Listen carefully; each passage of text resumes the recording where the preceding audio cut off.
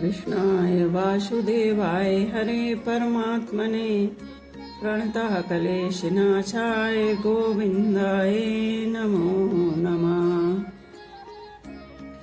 अर्जुन उवाच सैन्योरुभ्यो मध्ये रथं स्थापयमेच्युते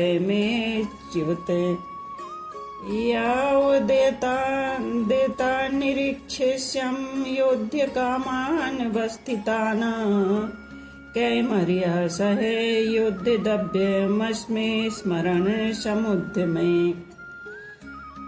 व्याख्या। अच्युते सैन्योरुभ्यो मध्ये रथम स्थापया। दोनों सेनाएं जहां युद्ध करने के लिए एक दूसरे के सामने खड़ी थी, वहीं उन दोनों सेनाओं में इतनी दूरी थी कि एक सेना दूसरी सेना पर बाण आदि मार सके। उन दोनों सेनाओं का मध्य भाग दो तरफ से मध्य था, जिसमें पहली सेनाएं जितनी चौड़ी खड़ी थी उस चौड़ाई का मध्य भाग, और दोनों सेनाओं का मध्य भाग जहां से कौरव सेना जितनी दूरी पर खड़ी थी उतनी ही दूरी पर पांडव सेना भी खड़ी थी।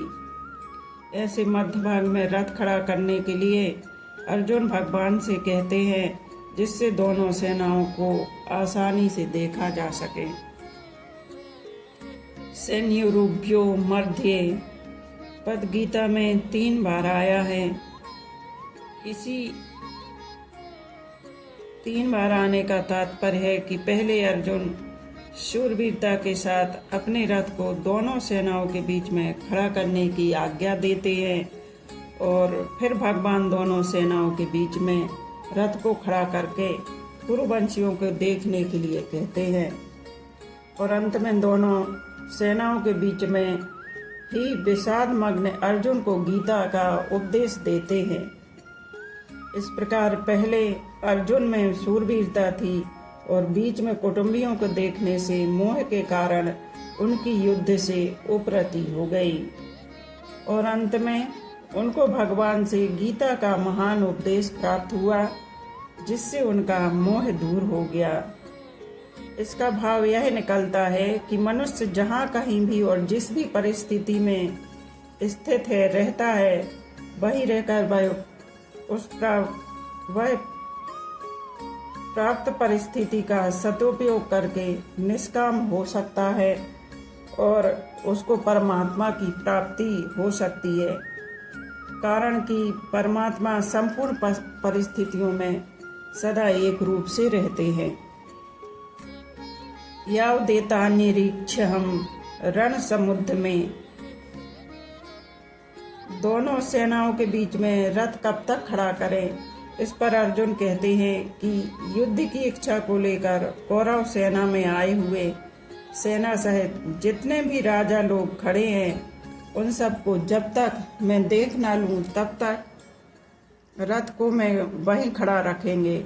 इस युद्ध के उद्योग में किन किन के साथ युद्ध करना है वो अर्जुन देखना चाहते हैं।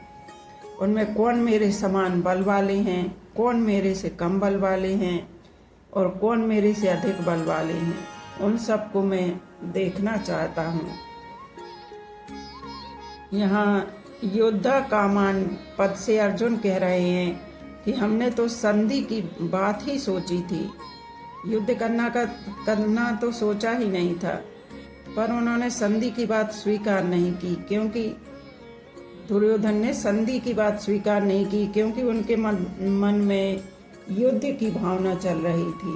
अतः उनको मैं देखूं कि कितने बल को लेकर वे युद्ध करने की इच्छा रखते हैं। आगे का श्लोक।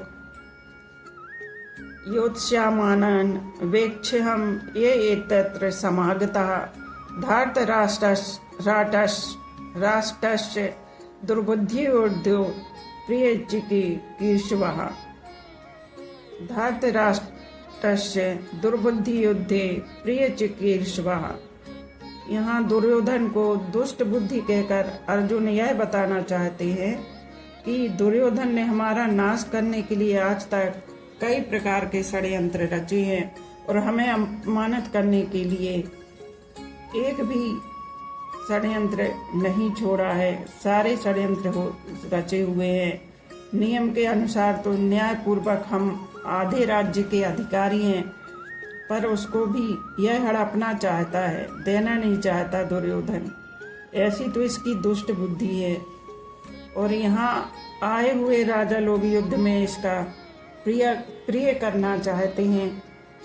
वास्तव में तो मित्रों का यह कर्तव्य होता है कि ऐसा काम करें, ऐसी बात बताएं जिससे अपने मित्र का लोक परलोक में हित हो। परंतु ये राजा लोग दुर्योधन की दुष्ट बुद्धि को शुद्ध ना करके उल्टे उसको बढ़ावा दे रहे हैं और दुर्योधन से युद्ध कराकर, युद्ध में उसकी सहायता करके उसका पतन ही करना चाहते हैं। तात्पर्य इसका यह है कि दुर्योधन का हित किस बात में है, उसको राज्य किस बात से मिलेगा और उसका परलोक भी किस बात से सुधरेगा, इन बातों पर कोई विचार ही नहीं कर रहे हैं। राजा लोग भी उसको सलाह देते हैं कि भाई कम से कम आधा राज्य तुम रखो और पांडवों का आधा राज्य पांडवों को दे दो। इससे दुर्योधन का आधा राज्य भी रहता और उसका परलोक भी सुधरता। योतस्य मानान भेक्ष्यम या यतेत्र समागता। इन युद्ध के लिए उतावले होने वालों को जरा देख तो लूं, अर्जुन कहते हैं। इन्होंने अधर्म का, अन्याय का पक्ष लिया है, इसलिए ये हमारे सामने टिक नहीं सकेंगे और नष्ट हो जाएंगे। योतस्य मानान कहने का तात्पर्य है कि इनके मन में युद्ध की ज्यादा आ रही है, इनको युद्ध करने की लालसा ज्यादा है। अतः देखूं तो सही कि ये कौन है। संबंध अर्जुन के ऐसा कहने पर भगवान ने क्या किया, इसको संजय आगे के श्लोक में कहते हैं। यो मुक्तो ऋषिकेशो गुडाकेशेन भारत सैन्योरुभयो मध्ये स्थापितो रथोत्तमम् भीष्म द्रोण प्रमुखता सर्वेषां च महीक्षिताम् उवाच पार्थ पश्यन् तांस समेता कुरुनीति। व्याख्या। गुडाकेशान, गुडाकेश शब्द के दो अर्थ होते हैं। गुड़ा नाम मुड़े हुए का और केश नाम बालों का है। जिसके सिर के बाल मुड़े हुए अर्थात घुंघराले होते हैं, उनका नाम गुड़ाकेश होता है। गुड़ा का नाम निद्रा का है और ईश नाम स्वामी का है। जो निद्रा का स्वामी है अर्थात निद्रा ले चाहे ना ले, ऐसा जिसका निद्रा पर अधिकार है, उसका नाम गुड़ाकेश है। अर्जुन के केश घुंघराले हैं और उनका निद्रा पर आधिपत्य है, कंट्रोल है, अतः उनको गुड़ाकेश कहा गया है। एवं मुक्ता, जो निद्रा आलस्य के सुख का गुलाम नहीं होता और जो विषय भोगों का दास नहीं होता, केवल भगवान ही दास भक्त होता है, भगवान का ही भक्त होता है। उस भक्ति की बात तो भगवान अवश्य ही सुनते हैं, केवल सुनते ही नहीं हैं, उसकी आज्ञा का पालन भी करते हैं। इसलिए अपने सखा भक्त अर्जुन के द्वारा आज्ञा देने पर अंतर्यामी भगवान श्री कृष्ण ने दोनों सेनाओं के बीच में अर्जुन का रथ खड़ा कर दिया। ऋषिकेशः, इंद्रियों का नाम ऋषिक है। जो इंद्रियों की अर्थात स्वामी हैं, उनको ऋषिकेश कहते हैं। पहले के 21वें श्लोक में यहाँ ऋषिकेश कहने का तात्पर्य है कि जो मन, बुद्धि, इंद्रियां आदि सबके प्रेरक हैं, सबको आज्ञा देने वाले हैं, वे ही अंतर्यामी भगवान यहाँ अर्जुन की आज्ञा का पालन करने वाले बन गए। यहाँ उनकी अर्जुन पर कितनी अधिक कृपा है। सैन्योरुभ्यो मध्ये स्थापितो रथोत्तमम्, दोनों सेनाओं के बीच में जहाँ खाली जगह थी, वह भगवान ने अर्जुन के रथ को खड़ा कर दिया। भीष्म द्रोण प्रमुखतः सर्वेषां च महीक्षिताम्, उस रथ को भी भगवान ने विलक्षण चतुराई सी ऐसी जगह खड़ा किया जहाँ से अर्जुन को कौटुंबिक संबंध वाले पितामह भीष्म, विद्या के संबंध वाले आचार्य द्रोण और कौरव सेना के मुख्य राजा लोग सामने दिखाई दे सके। इस तरह से भगवान श्री कृष्ण ने अर्जुन का रथ खड़ा किया। उवाच पार्थ पश्यन्तांस समेता समवेता कुरुनीति। कुरु पद में धृतराष्ट्र के पुत्र और पांडु के पुत्र ये दोनों आ जाते हैं, क्योंकि ये दोनों ही कुरुवंशी हैं, इसलिए पांडु पुत्र और धृतराष्ट्र के पुत्र दोनों आ जाते हैं। युद्ध के लिए एकत्र हुए कुरुवंशियों को देख ऐसा कहने का तात्पर्य है कि कुरुवंशियों को देखकर अर्जुन के भीतर यह भाव पैदा हो जाए कि हम सब एक ही तो हैं। इस पक्ष के हों चाहे उस पक्ष के हों, भले हों चाहे बुरे हों, सदाचारी हों चाहे दुराचारी हों, पर सब हैं तो अपने ही कुटुंबी ना। इस कारण अर्जुन में छिपा हुआ कौटुंबिक ममता युक्त मोह जागृत हो जाए, और मोह जागृत होने से अर्जुन जिज्ञासु बन जाता, जिससे अर्जुन को निमित्त बनाकर भावी कलयुगी जीवों के कल्याण के लिए गीता का महान उपदेश दिया जा सके। इसी भाव से भगवान ने यहाँ पश्येतान संवेतान कुरुन कहा है, नहीं तो भगवान पश्येतान धार्तराष्ट्रान समानिति ऐसा भी तो कह सकते थे, परंतु ऐसा कहने से अर्जुन के भीतर युद्ध करने का जोश नहीं होता, जिससे गीता के प्राकट्य का अवसर ही नहीं आता, और अर्जुन के भीतर का प्रसुप्त कौटुंबिक मोह भी दूर नहीं होता, जिसको दूर करना भगवान अपनी जिम्मेदारी मानते थे। जैसे कोई फोड़ा हो जाए तो वैद्य लोग पहले उसको पकाने की चेष्टा करते हैं, और जब वह पक जाता है तो उसको चीरा देकर साफ कर देते हैं। ऐसे ही भगवान भक्त के भीतर छिपे हुए मोह को पहले जागृत करते हैं, फिर उसको मिटाते हैं।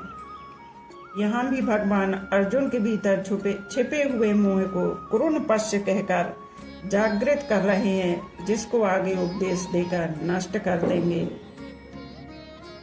अर्जुन ने कहा था कि मैं इनको देख लूं, निरीक्षे अवेक्षे, अतः यहाँ भगवान को पश्य तू देख ले ऐसा कहने की जरूरत ही नहीं थी। भगवान तो केवल रथ खड़ा कर देना चाहिए था, परंतु भगवान ने रथ खड़ा करके अर्जुन को मोह जागृत करने के लिए ही कुरुन पश्य, इन कुरुवंशियों को देख ऐसा कहा। कौटुंबिक स्नेह और भगवत प्रेम दोनों में बहुत अंतर है। कुटुंब में ममता युक्त स्नेह हो जाता है, और कुटुंब के अवगुणों की तरह ख्याल जाता ही नहीं है, किंतु ये मेरे हैं ऐसा भाव रहता है। ऐसे ही भगवान का भक्त में स्नेह हो जाता है तो भक्त के अवगुणों की तरफ भगवान देखते ही नहीं है, उनका अवगुणों की तरफ ख्याल भी नहीं आता, किंतु ये मेरा ही है ऐसा ही भाव रहता है। कौटुंबिक स्नेह में क्रिया तथा पदार्थ शरीर आदि की और भगवत प्रेम में भाव की मुख्यता रहती है। कौटुंबिक स्नेह में मूढ़ता मोह की और भगवत प्रेम में आत्मीयता की मुख्यता रहती है। कौटुंबिक स्नेह में अंधेरा और भगवत प्रेम में प्रकाश रहता है। कौटुंबिक स्नेह में मनुष्य कर्तव्य चित्त हो जाता है, और जब व्यक्ति भगवत प्रेम में तल्लीन हो जाता है तो वह कौटुंबिक उसको भूल जाता है, और कर्तव्य कारण पालन में विस्मृति तो हो ही सकती है, पर भक्त कभी कर्तव्य चित्त नहीं होता। कौटुंबिक स्नेह में कुटुंबियों की और भगवत प्रेम में भगवान की प्रधानता होती है। संबंध पूर्व श्लोक में भगवान ने अर्जुन से कुरुवंशियों को देखने के लिए कहा, उसके बाद क्या हुआ इसका वर्णन संजय आगे के श्लोक में करते हैं। तत्रापश्य स्थितान् पार्था पितृनत पितामहान् आचार्यान् मातुल्यान् भ्रातृपुत्रान् पौत्रान् सखी स्थिता ससुरा सुहृदयश्चैव सैन्योरुभयोरपि। व्याख्या तत्र पश्यत सैन्योरुभयोरपि। जब भगवान ने अर्जुन से कहा कि इस रणभूमि में इकट्ठे हुए कुरुवंशियों को देख, तब अर्जुन की दृष्टि दोनों सेनाओं में स्थित अपने कुटुंबियों पर गई। उन्होंने देखा कि उन सेनाओं में युद्ध के लिए अपने अपने स्थान पर भूरिश्रवा आदि पिता के भाई खड़े हैं, जो कि मेरे लिए पिता के समान हैं। भीष्म, सोमदत्त आदि पितामह खड़े हैं। द्रोण, कृप आदि आचार्य, विद्या पढ़ाने वाले और कुल गुरु खड़े हैं। पुरजित, कुंती भोज, शल्य, शकुनी आदि मामा खड़े हैं। भीम, दुर्योधन आदि भाई खड़े हैं। अभिमन्यु, घटोत्कच, लक्ष्मण, दुर्योधन का पुत्र आदि मेरे और मेरे भाइयों के पुत्र खड़े हैं। लक्ष्मण आदि के पुत्र खड़े हैं, जो कि मेरे पौत्र हैं। दुर्योधन के अश्वत्थामा आदि मित्र खड़े हैं, और ऐसे ही अपने पक्ष के मित्र भी खड़े हैं। द्रुपद से आदि ससुर खड़े हैं। बिना किसी हेतु के अपने अपने पक्ष का हित चाहने वाले सात्यकी, कृतवर्मा आदि सुहृदय भी खड़े हैं। संबंध अपने कुटुंबियों को देखने के बाद अर्जुन ने क्या किया, इसको आगे के श्लोक में कहते हैं। तान समीक्षे सह कौन्तेय सर्वान् बंधून् वस्थितान् कृपया परायाविष्टो विषेदन्त मम ब्रीत। तान सर्वान् धूनवस्थान समीक्षे। पूर्व के श्लोक के अनुसार अर्जुन जिनको देख चुके हैं, उनके अतिरिक्त अर्जुन ने वाहिक आदि, प्रपितामह, दृष्टद्युम्न, शिखंडी, सुरथ आदि साले, जयद्रथ आदि बहनोई तथा अन्य कई संबंधियों को दोनों सेनाओं में स्थित देखा, खड़ा हुआ देखा। सा कौन्तेय कृपया पर्याविष्टा।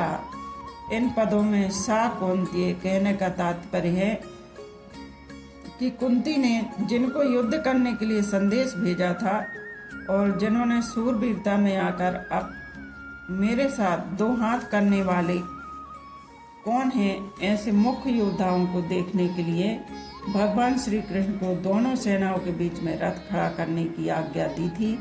वे ही कुंती नंदन अर्जुन अत्यंत कायरता से युक्त हो जाते हैं। दोनों ही सेनाओं में जन्म और विद्या के संबंधी देखने से अर्जुन के मन में विचार आया कि युद्ध में चाहे इस पक्ष के लोग मरे चाहे उस पक्ष के लोग मरे, नुकसान तो हमारा ही होगा।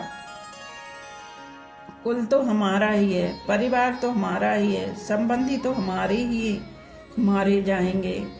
ऐसा विचार आने से अर्जुन की युद्ध की इच्छा तो मिट गई और भीतर में कायरता आ गई। इस कायरता को भगवान ने आगे कसमलम तथा हृदय दौर्बल्यम कहा है, और अर्जुन ने कार्पण्य दोषोपहत स्वभावः कहकर इसको स्वीकार भी किया है। अर्जुन कायरता से अभिशिष्ट हुए हैं। कृपया विष्टा, इससे सिद्ध होता है कि कायरता पहले नहीं थी बल्कि बाद में आई, अतः यह आगंतुक दोष है। आगंतुक होने से यह ठहरेगी नहीं, परंतु शूरवीरता अर्जुन में स्वाभाविक है, अतः वह तो रहेगी ही। अत्यंत कायरता क्या है? बिना किसी कारण निंदा, किसी का तिरस्कार करना, अपमान करना, दुख देने, बैर भाव रखना, उसकी नाश करने की चेष्टा मन में लाना, दुर्योधन, दुशासन, शकुनी आदि को अपने सामने युद्ध करने के लिए खड़े देखकर भी उनको मारने का विचार ना होना, उनका नाश करने का उद्योग ना करना, यह अत्यंत कायरता रूप दोष है। यहाँ अर्जुन को कायरता रूप दोष ने ऐसा घेर लिया है कि जो अर्जुन आदि का नष्ट चाहने वाले और समय पर जो अर्जुन का नष्ट करते रहते हैं या करने वाले हैं, उन अधर्मियों पापियों पर भी अर्जुन को करुणा दया आ रही है और वे क्षत्रिय के कर्तव्य रूप अपने धर्म से च्युत हो रहे हैं। विषीदन्यम मम विपरीत, युद्ध के परिणाम में कुटुंब की, कुल की, देश की क्या दशा होगी, इसी को लेकर अर्जुन बहुत दुखी हो रहे हैं। और उस अवस्था में भी ये वचन बोलते हैं जिसका वर्णन आगे के श्लोकों में किया गया है। अर्जुन उवाच द्रष्टव्यमं स्वजनं कृष्ण योत्सं समुपस्थितं सीदन्ति मम गात्राणि मुखं च परिशुष्यति बेपथुश्च शरीरे में रोमहर्षश्च जायते गांडीवं संतृष्यते हस्तात्वैकच्चेव परिदहात्रे न च शक्नुनाम्य वस्तुतातं भ्रमतीव च मे मनः। व्याख्या।